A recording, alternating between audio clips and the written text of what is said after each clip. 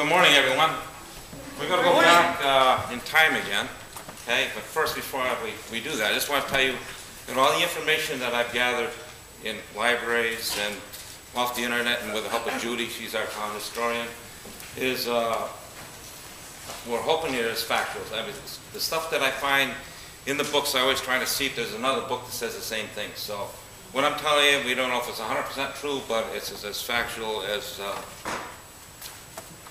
we're finding it. So anyways, this is our time machine, and this lever, when you pull it backward, we go into the past. Push it to the front, we go into the future. And this year, today, we're going to go back to the year 1739 when this church first started. That's a mighty long time ago, and to give you an idea roughly how long it was, is this. Does everybody know who this guy is? Okay. Well, George Washington, when this church started, you have any idea how old he was? Anybody have any idea? Just throw out a year. Whoa! 54? No. Much younger. Much younger than 12, too. Yeah. 10? A little younger than that. 9. He was 7 years old when this church first started. All right, and when this church first started, we didn't even have the United States. We didn't have a president. At that time, we had 13 colonies. Did you ever hear 13 colonies in school? How the 13 colonies started? And at that time,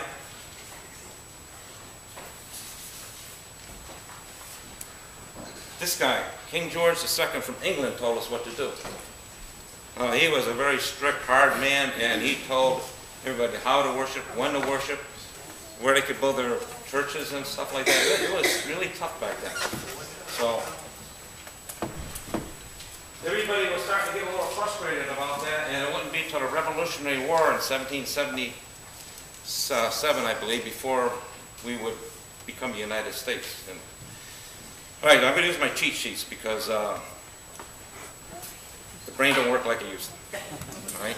So is everybody ready to go back to 1739? Are we ready? Yeah. I can't hear you. Are you ready to go back to 1739? Okay, let's go back to 1739. All right, in 1739, this was not Plymouth, okay? Back then, they were writing petitions to try to break away from Waterbury. The whole area was like Waterbury. And they had these petitions, they kept sending them in, says we want to break away from Waterbury and become Northbury. That was the first name of this town before it was Plymouth. And it kept getting shot down. So anyways, finally in October of 1739, it was finally approved. And at that time, they wanted to get together and have a first meeting to decide to get this church going. So the very first meeting, it was in November 20th, 1739. This was to get the church started and to pick who they wanted for a minister. So at the meeting, they discussed that they wanted this guy here, Sam Todd, to be the minister of this church. So, anyways, a few months went by, and this church still hadn't started in 1739. Everything was getting into the works. But on March 3rd of 1740, Samuel Todd, who was the first minister, was asked to be the minister of this church. And this is his acceptance speech. And back then, you know, the way they talked, you know, it was a lot different than it is today. And it says, these are the guys who were at the meeting. He says, to Jeremiah Peck, Moses Blakesley, David Curtis, having received your call and proposals on behalf of ye society to settle with you in ye work of ye ministry, and having made and considered them, I declare myself willing upon them to settle with them in ye work of ye ministry, provided they proceed to a regular ordination upon or before ye 8th day of May, and pray God you may be a blessing to me and I to you.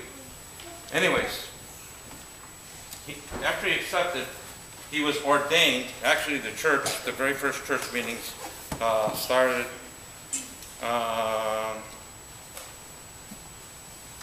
May 7th, 1740. That was like the birth of this church. Now, does anybody, of course we weren't here yet, okay? Our very first church meetings were, you know where Thomaston is? Anybody know what a bandstand is?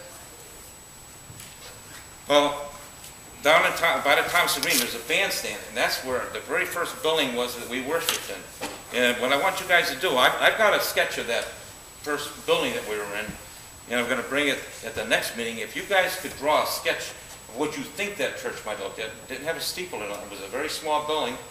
And then what I want to do is I want to include you guys in on the history of this church. I want to take make a picture that says our first church, draw the picture of the church, sign your name to it, and we want to put them down in the fellowship room so everybody can see what you think the first church looked like, and I'll show you in 2 weeks what it actually looked like.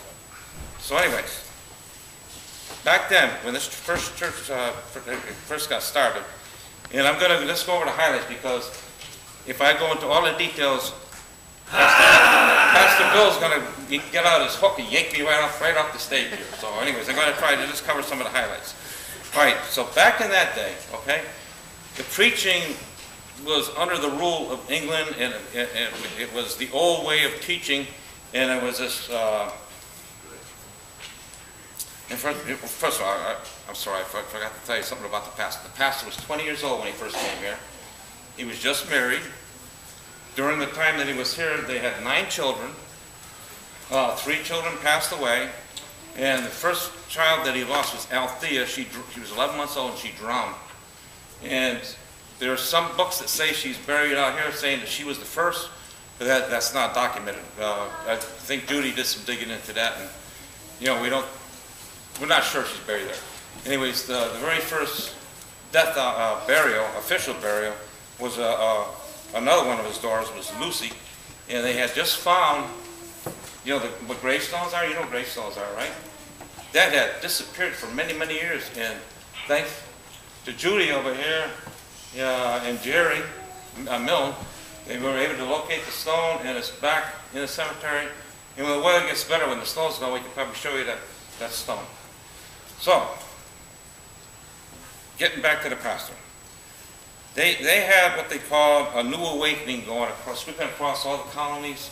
It was a new way of preaching. They wanted to change the way the churches taught, all the people in church.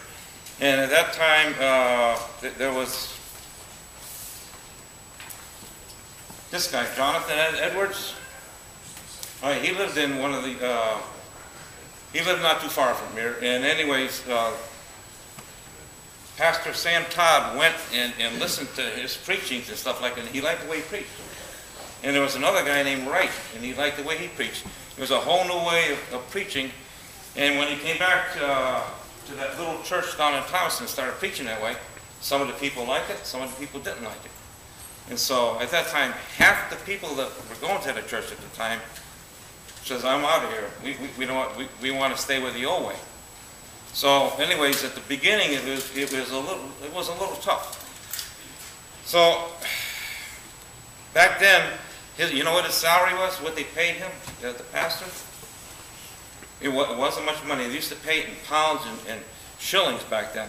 We didn't have the currency that we have today. And it was 100 pounds per year, which would equal $135 per year.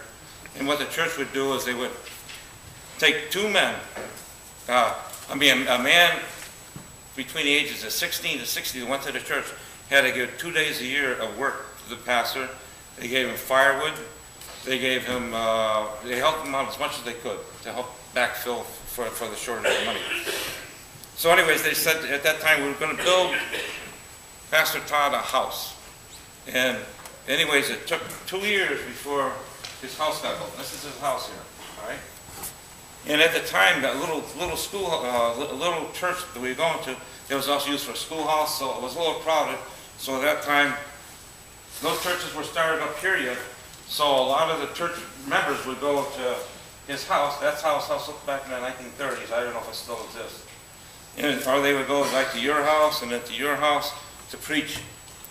That's where they would have the services back then. And then it wasn't until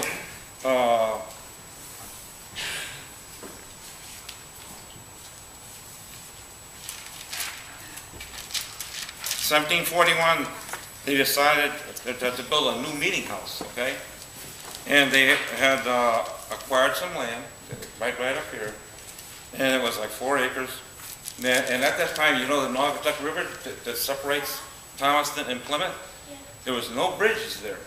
So at that time when they were talking about building this new church, there was a lot of people on this side that says, hey, we want the church over here. A lot of them, Tom says, no, we want it over here because there's no bridge. Make a long story short, they didn't have a bridge built till 1747. And back then, the bridge wasn't much of a bridge. This is probably what it might have looked like. Not much of a bridge the way they were going today, but anyways, back then that's the way it was. So then they just finally decided to start building the very first church, and I can't find no sketches of what the very first church looked like up here, but they started. It took a long time to get this church started. Like I say, they started talking about it in 1741. And anyways, it wasn't until like 1745 before the General Assembly asked to lay a tax on land to help build this church. And then, so there was a lot of fighting back and forth. You know, there's still people that says, no, I want to stay down here, no, we're going to come up here. So a lot of bickering back and forth. They finally started putting stakes up around here where the church would be in September of 1745. And they had this deacon, his name was Moses Blakesley, was coming up here clearing all this land. And this was all swampland. This was really wet. It was really bad land. And so anyways, they decided to start gathering timbers, and the church would be 32 feet long by 25 feet wide by 15 feet high. And it was started in 1747. And anyways, back then, they used to have what they call Sabbath houses. These are houses that all the church members, because the church services would last sometimes all day long. So they built these little houses out here in the green. There used to be a bunch of these houses, and they had a chimney in the center of the house. There would be sometimes 2 or 4 families living in these. What they would do is they would start the service at the crack of dawn. Then they would go out into these houses to take a break. You know, like I say, there was no bathrooms, and they had what's called outhouses. And they would warm up outside those buildings because the churches were very, very cold. And it was really tough. And you'd be here all day long. And anyways, the new church building didn't start until December 7th, 1750 was when the church was finally roughly built. It wasn't completed. It went on for years and years of building and stuff like that before. I mean, it was a very, very rough start. You know, things were a lot different back then. So anyways, if you guys could do me a favor, draw a sketch of what you think the church might have looked like, and we'll put them down in the fellowship room, and I'll show you what it actually did look like. And another thing that this pastor did back then, just like judges, he used to wear wigs, and a white wig, and the pastor would walk down the aisle. If you hear somebody saying something that he didn't like, he'd take his wig and he'd wiggle it and give him dirty looks and all that stuff. So, all right. So, just do me this sketch, and I want to take a picture with this sketch. And then in 2 weeks, we'll see what the church actually look like. And in closing, 2 weeks ago, I said, what do you do before you brush your teeth and go to bed at night? And say your prayers.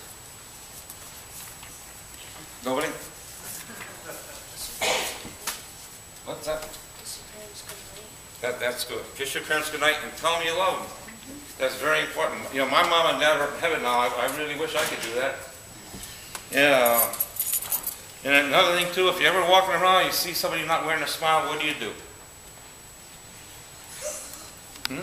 Give them your smile. You are right. You remember. Very good.